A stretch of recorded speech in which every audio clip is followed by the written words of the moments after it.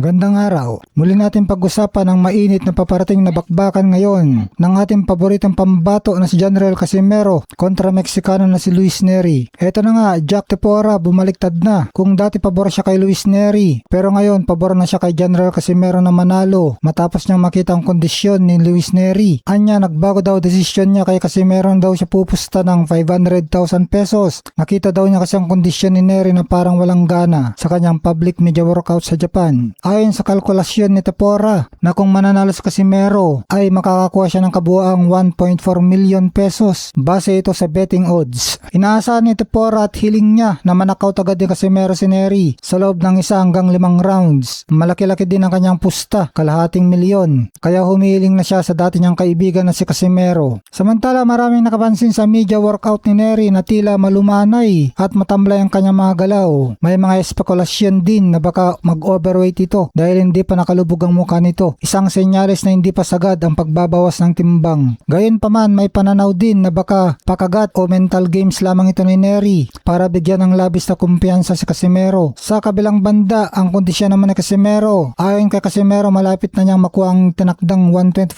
pounds catch weight para sa kanilang official weigh-in sa Biyernes. Sa boxing, kapag ang isang fighter ay mukhang matabang o walang gana sa harap ng media, maaaring dalawang ibig sabihin. Alinman sa minalit niyang kalaban, overconfident o kaya naman ay overtrained at pagod na ang katawan sa tindi ng pagkuha ng timbang at kanyang ensayo. At kung nakita ito ni Tepora, alam niyang delikado si Nery dahil si Casimero ay gutom at gigil na pumasok sa lona. Ang mental advantage ni Casimero, sanay si Casimero sa bakbakan na siya ang mas maingay at mapangasar dahil tahimik o tila walang buhay ang pinapakita ni Nery sa mga huling araw bago ang laban. Lalong lumakas ang loob ng kampo ni Cuadro Alas na epektibo ang kanilang psychological warfare. Gaya ng panunukso na gagawin lang niyang Mexican food ang kalaban. Bagamat may babala sa Atty. Ed Tolentino na mas malaki at mas malakas sumuntok si Nery, ang lakas ay walang silbi kung ang boksingero naman ay kulang sa focus o walang apoy sa gabi ng laban. Isang malaking sugal ang 500,000 pesos o kalahating milyon. Pero kung nakita ni Tepora na parang obligasyon na lang at walang gigil ang galaw ni Nery sa harap ng mga kamera, mas logical nga naman iwan ang pusta kay Nery at itaya ito sa determinasyon ni Casimero. Dito talaga makikita na sa boxing, hindi lang physical conditioning ang labanan. Malaking parte rin ang emotion at mental na kahandaan. Sa tingin mo, diskarte lang ba ito ni Nery para itago ang totoong lakas niya o sadyang tamad at naliliitan lang talaga siya kay Casimero? Samantala, veteran boxing analyst na si Atty. Ed Tolentino, mas malakas daw talaga si Luis Nery kumpara kay General Casimero. Mainit talagang talakayan ngayon sa boxing community dahil sa magkaibang pananaw ng mga fans at mga eksperto. Habang kumpiyansa si General Cuadro Alas Casimero, napapali pa rin niya ang ulo ni Luis Nery. May punto rin ang pagsusuri ni Atty. Ed Tolentino kung bakit mapanganib ang Meksikanong boksingero. Narito ang ilan sa mga rason kung bakit mabigat ang babala ni Atty. Ed Tolentino para sa labanan na ito ngayong June 6, 2026 sa Japan. Ang pagsusuri ni Atty. Ed Tolentino, bigger and more powerful puncher. Ayon kay Atty. Ed Tolentino, si Luis Nery ay natural na mas malaki at mas mabaon sumuntok kumpara kay Casimero.